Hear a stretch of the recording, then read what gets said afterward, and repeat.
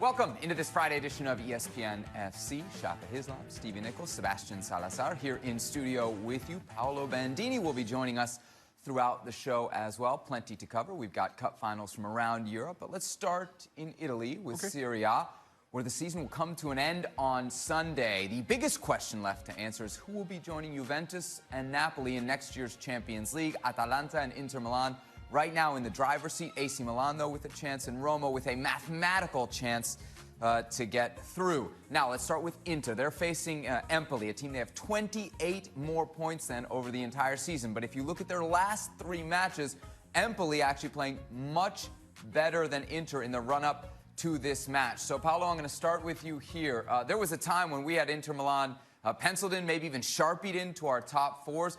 What has happened, and is there any sense that they could actually blow this on Sunday against Empoli?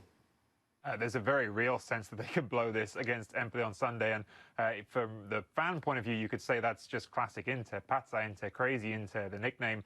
They're always capable of blowing these situations, but even if you just want to look at this season, you can see they've already blown pressure situations before. They just had to beat PSV in their last game of the Champions League group stages, and they didn't. They just had to beat Eintracht Frankfurt at home after drawing with them in the Europa League, and they didn't.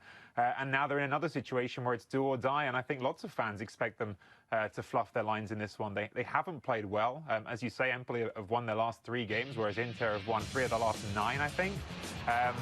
The situation with Luciano Spalletti, who has sort of been acting pretty erratically through the last part of this season, the manager, and who basically knows his job is gone, and that Antonio Conte is being very openly courted as his successor. What's his motivation like going into this game? And then the mess you have up front with Mauro Icardi, who's basically never really come back into form or into a sense of being central to this side ever since he was stripped of the captaincy. Is he going to be him starting, or is it going to be Lautaro Martinez? And are either of them going to play up to their potential? Because, frankly, Martinez hasn't been in great form in the second part of this season either. So much wrong with this Inter team at the moment.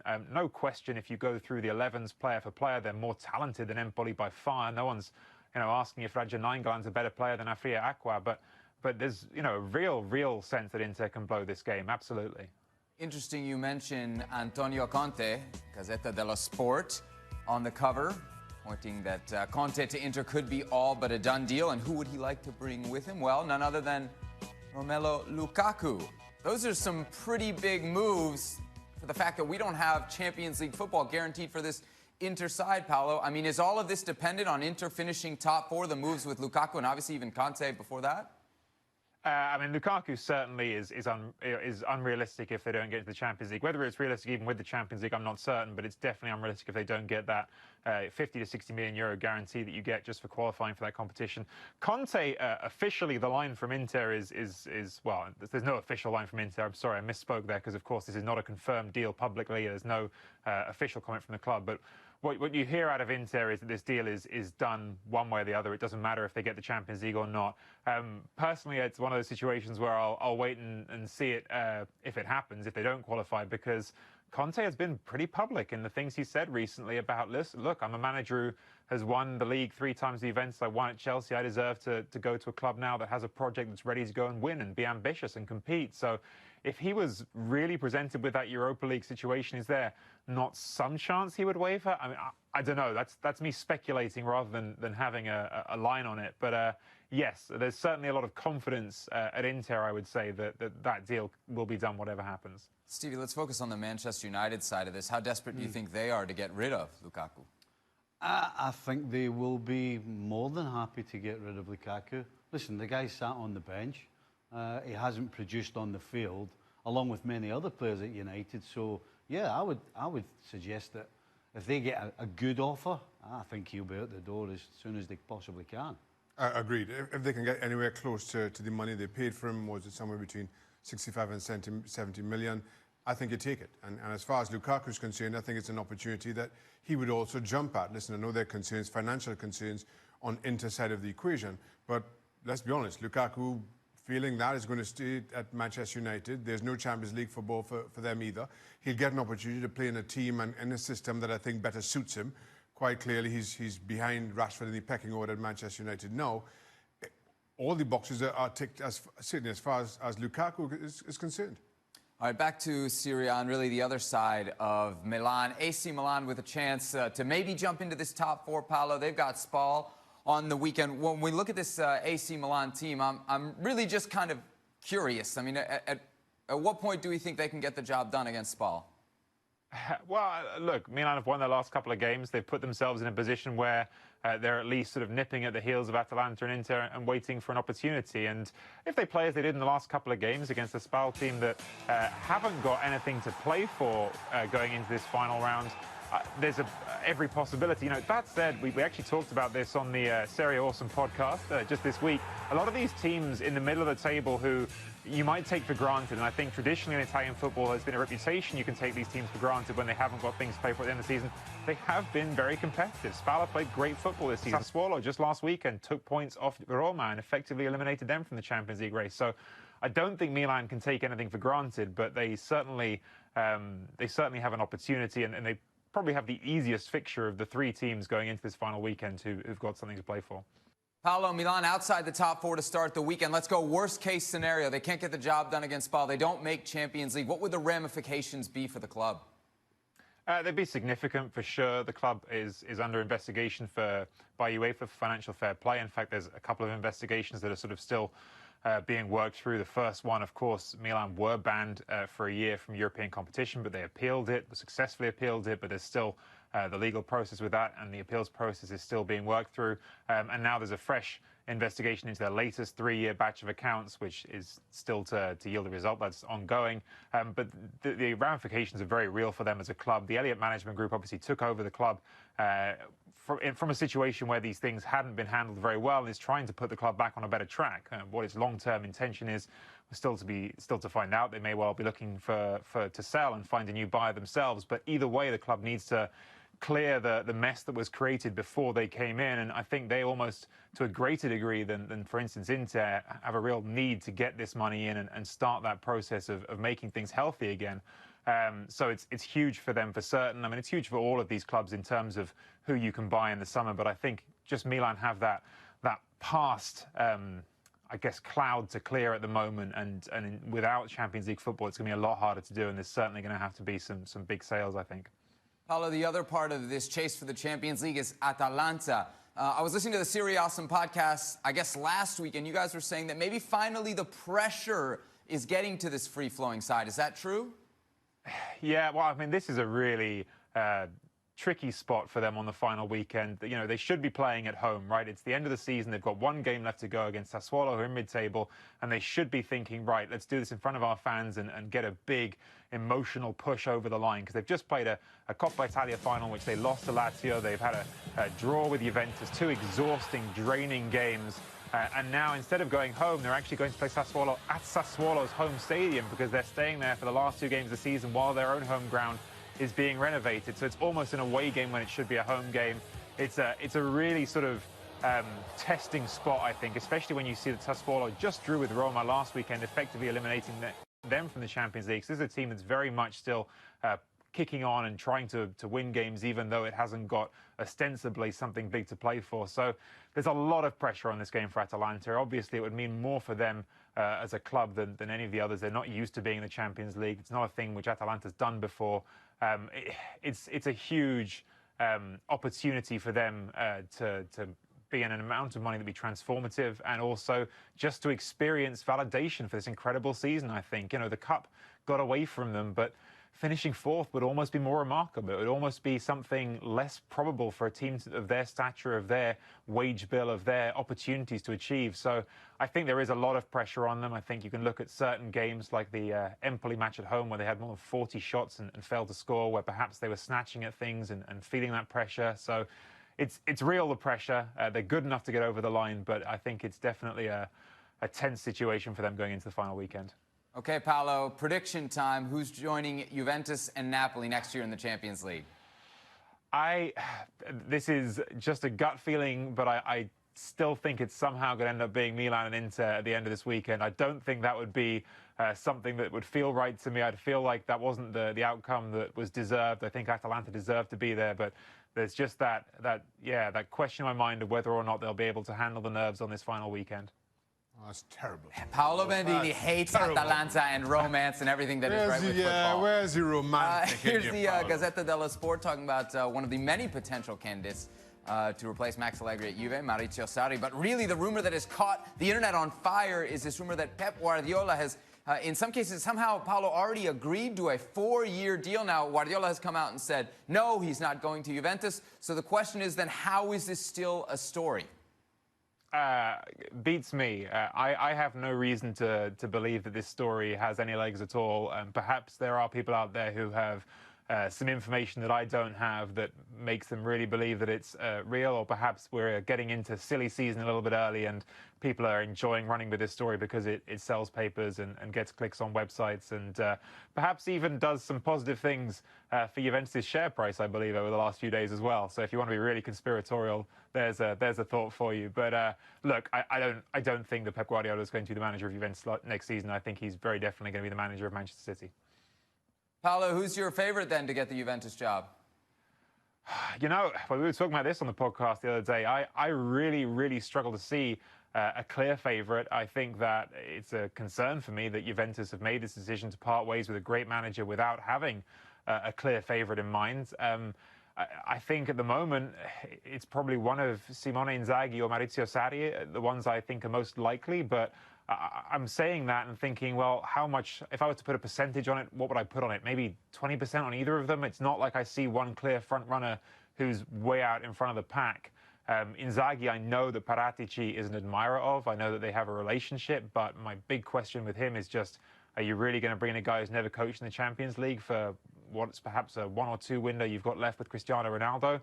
And Maurizio Sarri, well, you know, Max Allegri said it over and over about him not being a winner, and Juventus is the club that is all about winning. That's the Giampiero Boniperti line. That winning is not an important thing; it's the only thing. And I just don't know. I just don't know. But I think Sarri has certainly the capacity. I personally think he's a great manager. I think he has the capacity to do something really interesting with the club. But I don't see a standout here, and I think it's going to be a fascinating few days and perhaps weeks seeing which direction they do ultimately go in.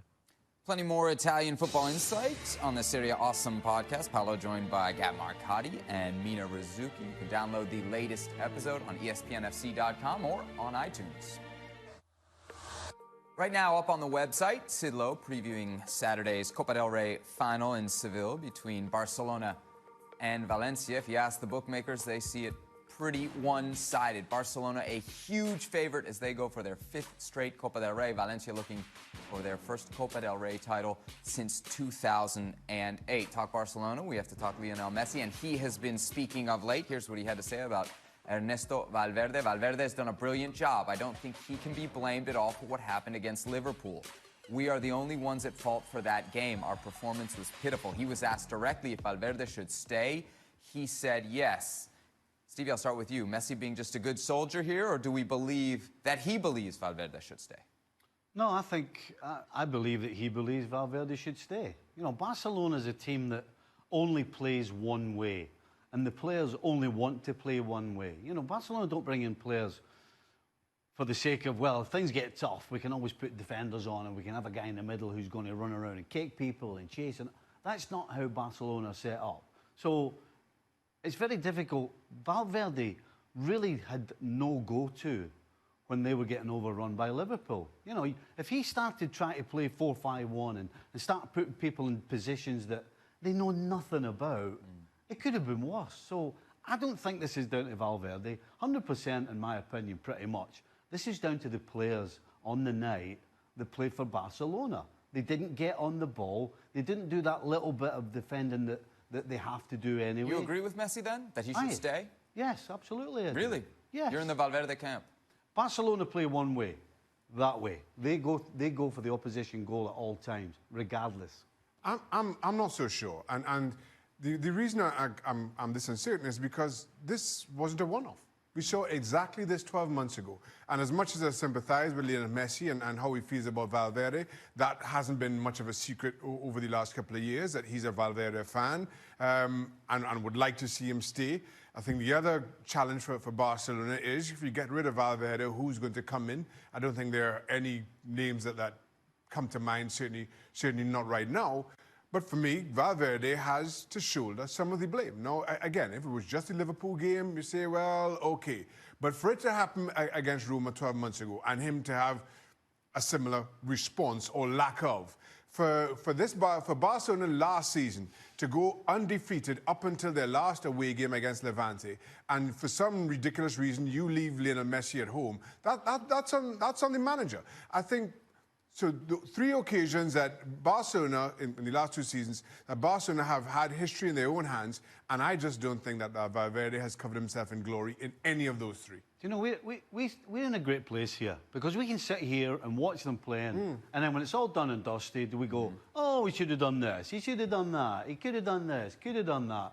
I'll tell you what, I have no idea what Valverde could have done differently. He does not have the players to change and be more defensive. He just doesn't have it, and that's why I'm pretty much giving him a pass. You're giving him a pass, too, for the Liverpool performance, as Messi did there? Because Barcelona plays one way. They only know how to go forward and be in possession. They don't know how to defend for long periods. Criticisms against Valverde have been that they're not what they were. To that point, Jurgen Klopp looks at what happens at Liverpool last season, says we can't keep playing this way all season long, makes certain adjustments. Hold on, let me finish. No, he goes out and gets defenders. He gets the goalkeeper and the centre-back. Makes certain signings so he can address that. Goalkeeper and centre-back to address the problem. Valverde didn't do anything. But then Barcelona don't want to go and sign defenders. They don't want to. It's up to him to say this is what we need to do if we are going to compete at the highest level as everybody expects. We can't just allow him, how long has he been there? 2. 4 transfer windows, and we still allowing him a pass? I don't get that. Not after 4 windows. Let's change gears to another club with some potential questions around their manager, Bayern Munich, in the German Cup final against Leipzig. Some interesting comments from their CEO, Karl-Heinz Rummenigge. He had this to say about Niko Kovac's future. It would be crazy to make the future dependent on one game, obviously referencing the German Cup final. Nobody is questioning that he will be our coach next season. I think that if you coach like this in Bavaria in the first year, that is certainly a success. So let's hang on to that word right there, a success. Maybe potentially a domestic double, but they go out round of 16 in Champions League and kind of listless against Liverpool. Is that a success for Bayern Munich? I don't think so. You know, you can... There are ways to lose. You know, if you're going to lose, then I think we all accept that if you're attacking and somebody makes individual errors, you know, things like that, it's acceptable. I don't think if you're Bayern Munich, it's acceptable to go anywhere in Europe and basically sit at the top of your box and defend. Bayern Munich, the storied Bayern Munich, that to me is not acceptable. And the fact that they beat everybody pretty much easily in Germany tells you more about the German league than anything else. So, absolutely, I think this guy has to go. Fair to evaluate him on 180 minutes against Liverpool like that? Yeah. That's where Bayern Munich are and how they should be judged. I think the only thing that's saving Kovac is that everybody kind of agrees that Bayern Munich are in desperate of a huge overhaul. So maybe they see him as the man to lead them past that overhaul. But what we saw this season, no, success doesn't come to mind. Plenty more discussion about Bayern Munich over on our YouTube channel. Look at that. We got 316,000 plus subscribers. Are you one of them?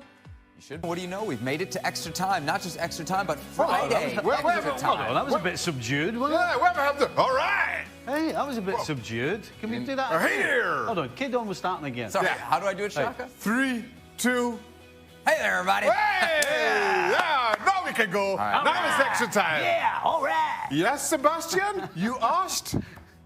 Nothing. This is absurd. I can't believe they call this television. Professional. We got Shaka, Stevie, myself here in studio. Paolo's with us as well. Tons of questions for the group. Let's start here. Apparently, the trash talk is starting ahead of the serious again. Champions Legue final. Somehow you don't do serious well, you know, Sebi. I don't do serious well. No, I don't have my Bob Lee isn't quite where it needs to be. No, you're not. No. All right, so apparently Mauricio Pochettino has said Liverpool are the favorites in the Champions League final because they've, quote, spent a lot. Harsh Red wants to know, why would Poch say Liverpool have spent a lot and not they have sold and bought wisely, the latter of which is the reality? Stevie, what do you say? He's 100% correct, what he says. Look at the money. Manchester United have spent a lot of money, got nowhere. So, yeah, it That's not what he was saying, though. He was saying Liverpool are favourites. That's all he said. Nobody mentioned anything about Manchester United. All right, I won't mention Manchester United again. All right. Liverpool are favourites. One, because they're a better team, and two, yes, they've spent money, which they have, but they've So spent you're agreeing with Pochettino? You're agreeing with Pochettino? Wisely. Right. That's all. Spent it wisely. Next question, VJ wants to know, which game are you all most looking forward to watching in Serie A this weekend? We'll start with you guys in studio first and get Paolo's take. Shako, what are you looking for? Atalanta. Correct. Okay. Because I'm a romantic, and I think they're going to finish top 4. Thank you. As much as Paolo is trying to kill the romance in the game, I'm not buying it. What do you think, Steve? 100% Atalanta. Atalanta Sassuolo. By the way, Home game for Atalanta, played at Sassuolo Stadium. What genius, right? What genius decides to start doing renovation work? A genius who doesn't think Atalanta's going to be in a Champions League chase. I mean, that's just ridiculous. Well, you never know when the workmen are free, you know?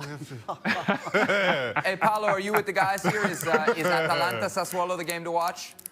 I mean, look, Atalanta are generally the team to watch every weekend. They're great fun. They play the most entertaining football. There's a part of me that thinks that the most fascinating game to watch is Inter Empoli, just because if any team can do something really stupid on the final weekend, it's probably Inter. And look, Empoli are also fighting to avoid relegation, so that has sort of really sharp consequences at both ends. There is one other game that probably I wouldn't tell you to watch ahead of the Champions League race games, but it's still going to be very interesting, which is Fiorentina against Genoa, because those are two big clubs and a very real possibility that one of them gets relegated this weekend. Genoa are in the relegation zone right now, but if they beat Fiorentina, they go ahead of them. And then Fiorentina, who should be nowhere near that spot, should be nowhere near the conversation for relegation, they could go down. So that's another game with a lot riding on it. Very well, Paolo, another question for you. Franz wants to know, is whole wheat pasta a thing in Italy? You know, I saw this one on Twitter as I was coming in.